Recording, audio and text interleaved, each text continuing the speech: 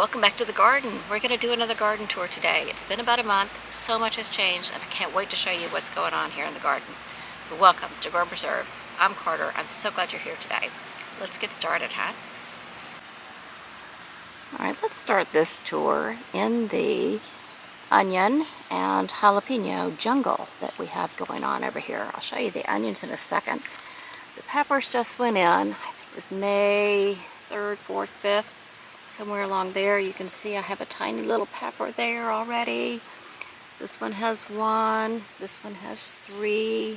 So I'm so excited. Look at this big bad boy. That's the largest one we have. You can see him right there. So this entire bed of peppers, all of these peppers that I have here, and I have 10. Let me make sure that's right. Yes, I have 10 peppers in this bed. These are all jalapenos.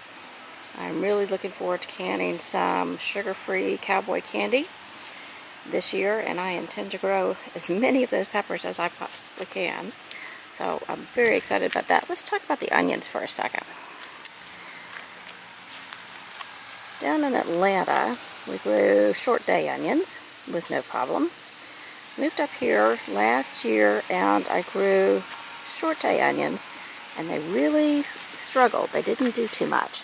So this year I went with intermediate day onions, and I guess they're doing okay, but you can see a little starting to bulb up, just barely. But we're at 13.5 hours of sunlight each day, and I feel like we should be farther along than they are. But anyway, we will keep an eye on them. I don't need this part of the bed for a while. It's going to be squash and zucchini whenever it comes out. And I've got enough on my plate right now. I can wait on those. And I wanted to show you, I think that these are echinacea coneflowers from last year. And I didn't really think through the placement of a flower that's going to come back year after year.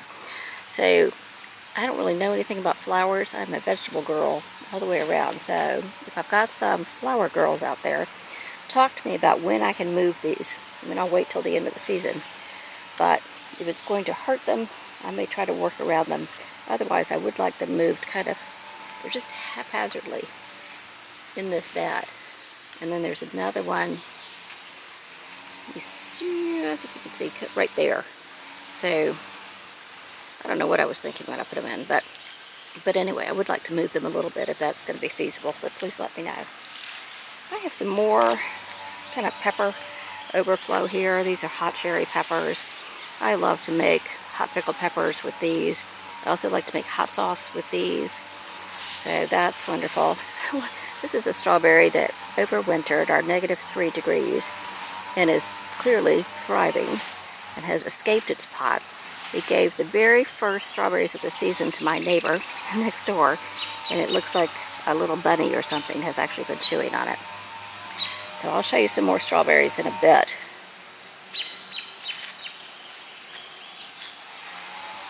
These are the blueberries. They had a rough time. We had another freeze just as they had set their blossoms. So I don't know if I'm really going to get anything out of these or not. But I'm hopeful. This one, this one is 2 years old now. And it barely survived the freeze, and look, it's going to try to give me 2 blueberries. So we'll see. That one's a little pitiful. This one and this one here are several years old. We've had those in Atlanta and moved them here. Alright, let's move on. Alright, this is the main pepper bed. So I have a mix in here of hot peppers and sweet peppers. A lot of banana peppers in here. I don't have any true bells, but I do have some thick-walled sweet peppers like Ashvarsky and Riwia and Escamillo, and I'm really excited about those. Santa Fe Grand right here. I have several of them actually, all in that barrel over there. Those are all Santa Fe Grand. They are nice hot peppers, not brutal peppers, but nice hot peppers that I can slice into pickled peppers and put them in with the banana peppers to add a little heat. I've just interspersed some herbs around because I grew so many herbs. I didn't have enough room in my herb bed up here to put them all. So you can see that the chives are loving it here. The mint is back here, and it's expanding everywhere.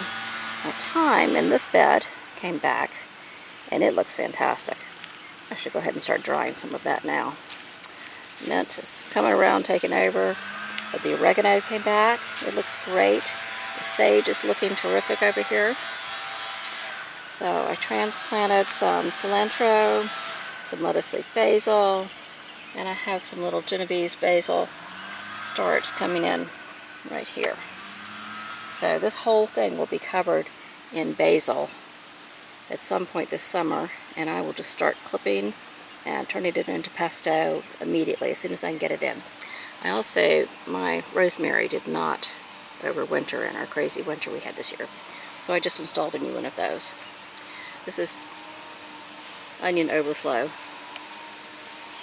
and frankly they look even farther behind the others, so we'll see how they do. Let's move on to the potatoes.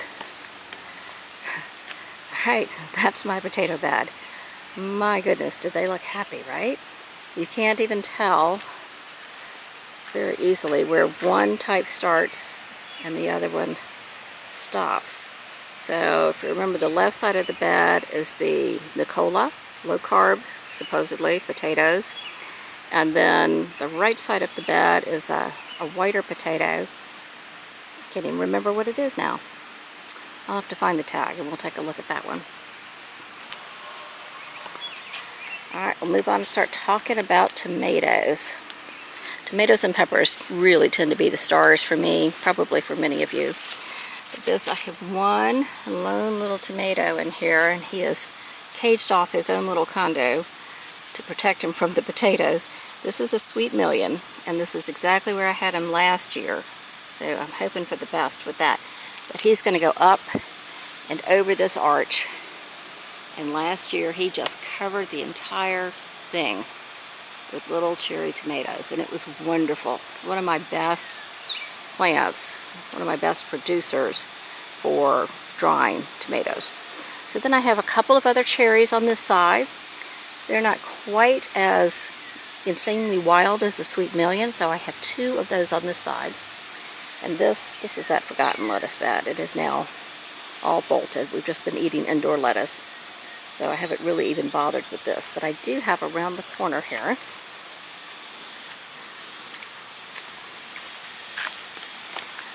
I do have a couple little cauliflower growing in here. So I'll be pulling this lettuce out because it's no good to eat anymore. Trying to leave the cauliflower intact. Then I need to refill that bed with good soil, which is what's in these ugly bins here. I have 3 of these bins filled with soil, and that will backfill this bed so I can put the sweet potatoes in. Alright, let's walk across to the other side. Stop and show you these lilies along the way. They're so pretty. This will be an entire show of red and orange here in the not too distant future. I'll make sure to take a picture of that for you.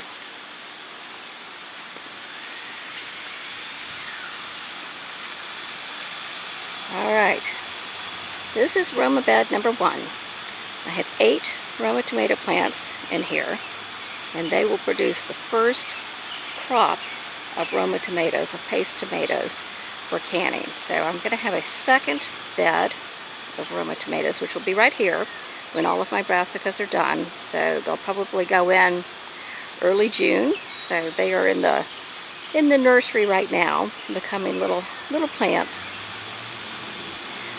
So I have 8 of these. You know, I have the cages on them. These guys get really, you know, big and unwieldy. So by the end of their time, they will be staked out and tied down, and you know, David will do something crazy to them for sure. So I had extra peppers, so I've got plenty of those in here.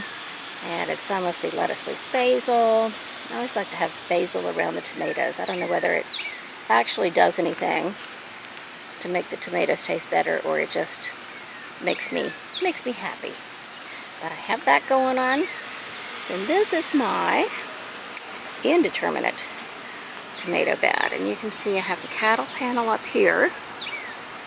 And this is actually a double cattle panel. So I'll have seats, as you can see here.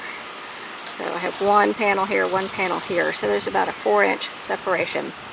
So I will have tomatoes growing up both sides of these with just a little bit of separation in between for some circulation, and I will be sure to prune as best I can to make sure that circulation stays. But I have 5, this is an 8-foot by 4-foot bed, and I have 5 indeterminate tomato plants on each side. So I have a couple of cherries in here, but most of these are slicers. So Ananas Noir, this is Berkeley Tie-Dye. This is my first time doing that one. This is a Sun Gold. This is Sun Sugar. I think this one may also be Sun Sugar. Yes, this one is also Sun Sugar.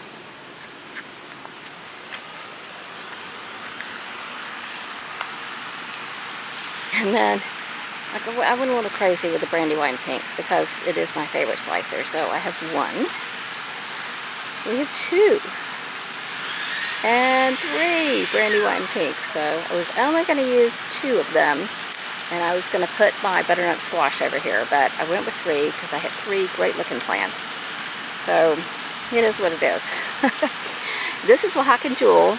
This is my last one to fruit, or my first one to fruit last year, and as you can see, it is the first one to fruit this year as well. And then this last one on the end is a German Johnson, just a good old red tomato that we particularly like. I have a couple of cherries in here. These are the Sun Peach. It's my favorite cherry from last year. So I think that this bed is going to be loaded down with tomatoes. As you can see, the cabbages are trying to hurry up and head up before it gets too hot here. It's going to be 85 degrees today. It was 85 degrees a couple days earlier last week. So I may be fighting a losing battle with the cabbage, but they are trying.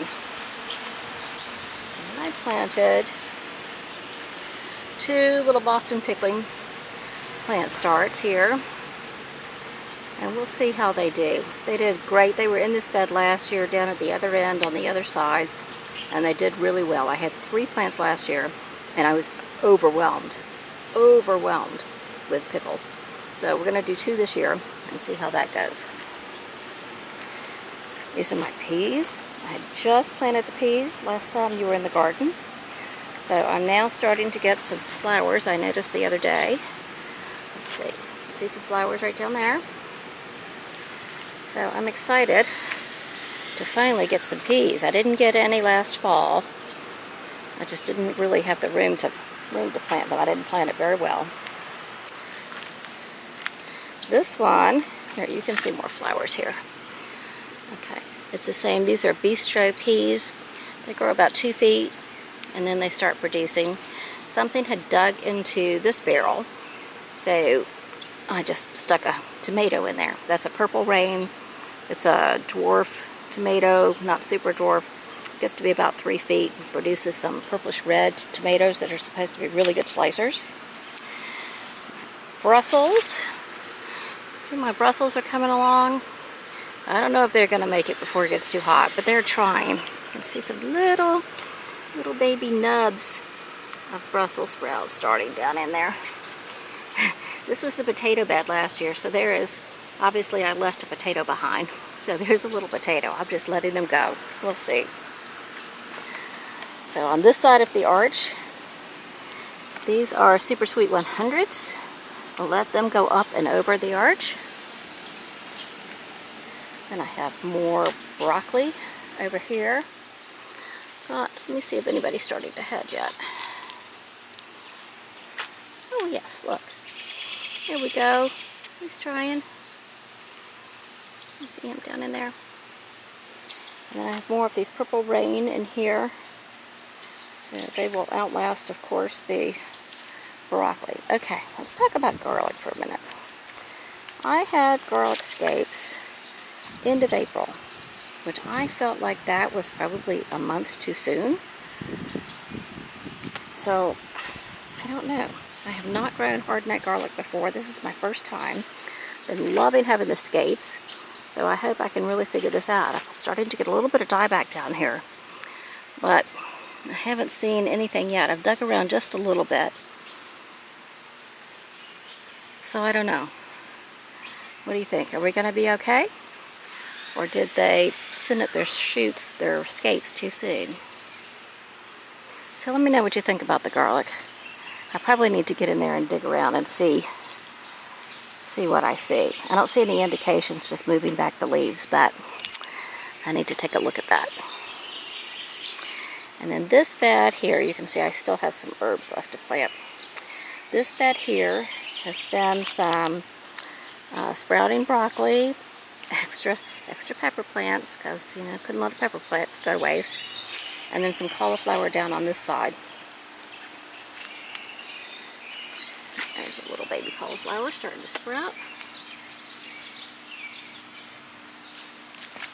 There's another one coming in. That one looks a little sun exposed. And then some more cabbages over here in the shade, so maybe they will have time to head up before it gets too hot in the shade. Let's take a look at the blackberries. Alright, the crazy blackberries. I don't know if you remember last time, but they had these tentacles all over the place. It was crazy. So I just came out here with some choppers and started chopping. And they seem to have responded really well. All these beautiful flowers, have little berries setting all around. I'm really pretty excited about these.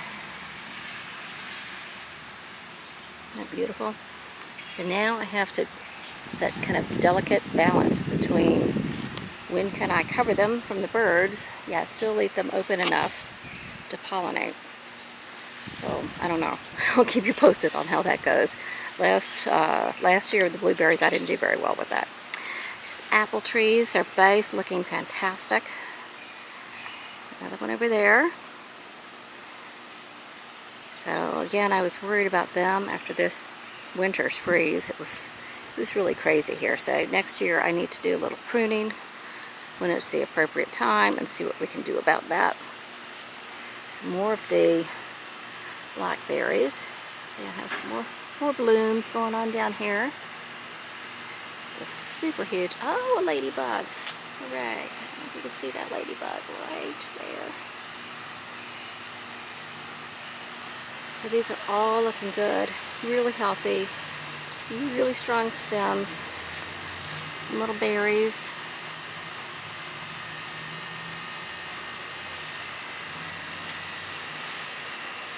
Goes on and on. David has really wanted to let these, as they run, as long as they stay in this mulched area and out of the grass and hopefully out of the neighbor's yard, he would really like to have them all over the place.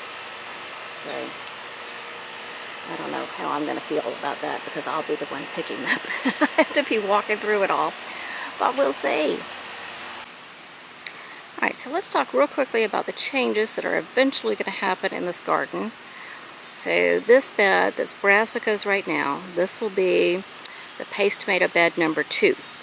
So give the Brassicas another 4 weeks or so, and then we'll get those second batch of Romas in. When this garlic comes out, hopefully it comes out with bulbs attached, but we'll see.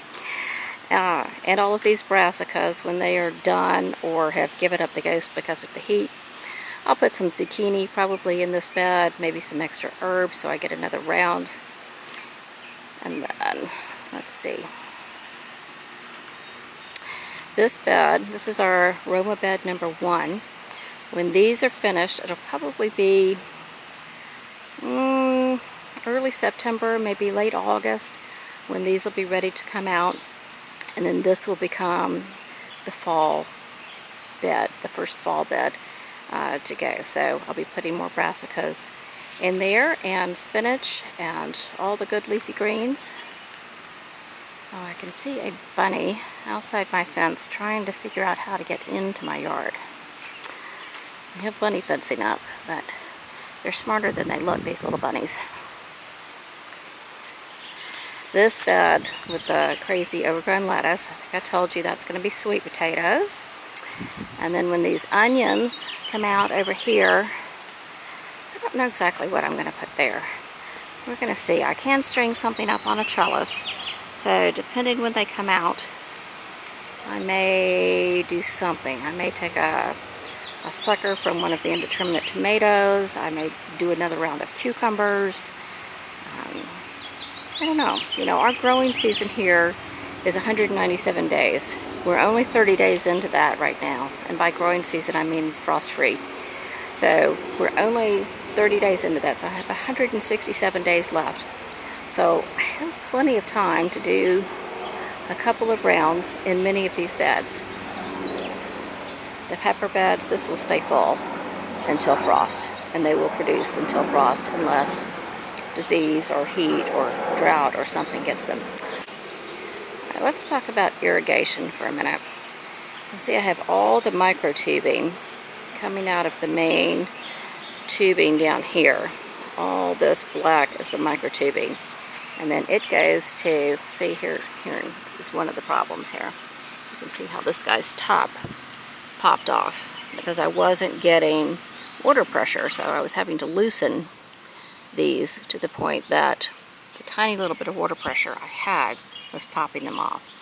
So over the past couple days, David and a landscaper buddy have reworked my irrigation here. So I now have 2 zones in the garden, and hopefully that will give me significantly more water pressure, and I can add all of the heads that I need to add. So I don't know, I'm going to keep you posted on that one. I still haven't gotten all the new sprinkler heads in, but I'll be working on that this weekend.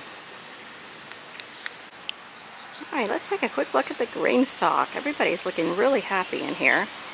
I have a mix of strawberries. As you can see, we're starting to get some little strawberries here. And then I planted peas the other day.